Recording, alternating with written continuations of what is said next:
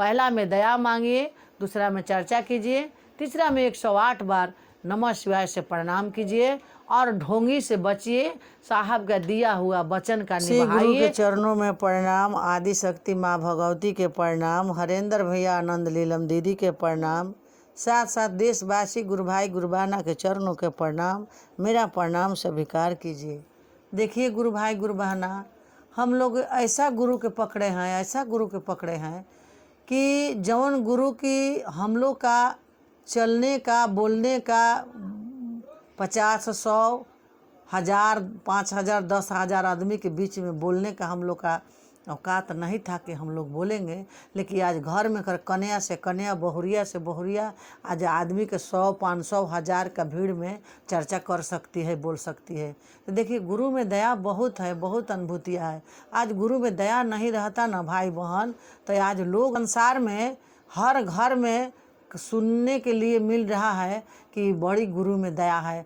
आज हम लोग एक गुरु भाई घर है, पंडित जी है जात के, आज वो चर्चा कराए हैं, उनके पास हम लोग गए थे चर्चा करने के लिए। इतना खुश थे भाई, इतना खुश थे, इतना खुश थे कि क्या कहने के चाहिए।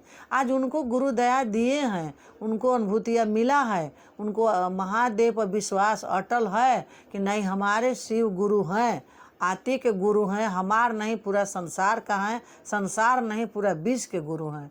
तो दीदी लोग कम से कम मन में विश्वास तक कीजिए, अटल विश्वास कीजिए कि नहीं हमारे शिव गुरु हैं।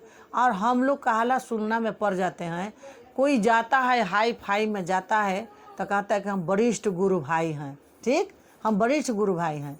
तब वरिष्ठ गुरु भाई के हम लोग बड़ी आदर भाव देते हैं, उनको पूरा ऊंचा सिंहासन पर बैठाते हैं, नाश्ता कराते हैं, पानी कराते हैं। तो वो गुरु भाई कोई सच्चाई रहता है तो अच्छा अच्छा ज्ञान देता है, उसमें कोई ढोंगी जाता है तो बहुत सा गुरु बहना लोग संगे छल हो गया है। कोई ढोंगी है तो कह रहा है कि है चाउर लीजिए, है चाउर लीजिए, आंचर पर बहान लीजिए, घर में ले जाके छीट दीजिएगा। तो वो गुरु बहना लोग विश्वास करके चाउर ले लेती है, आंचरा पर बांध लेती है कि दाया है, बहान लीजिए आंचरा में, ले कर घर में छीट दीजिएगा।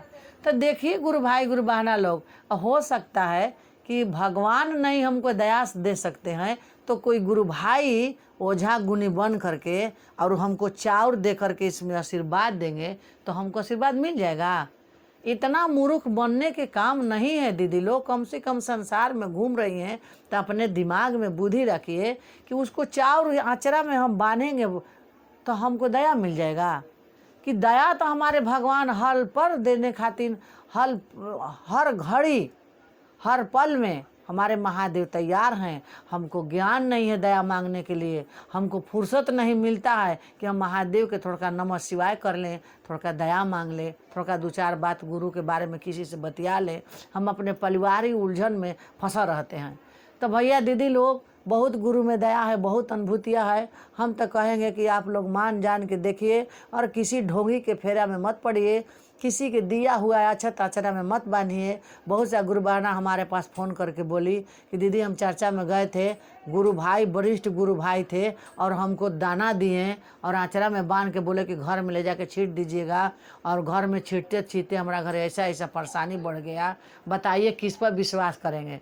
तो हम उनको समझाएं कि दीदी किसी के दिया हुआ अक्षत आचरा में नहीं बांधना है, किसी का दिया हुआ फूल आचरा में नहीं बांधना हुआ है।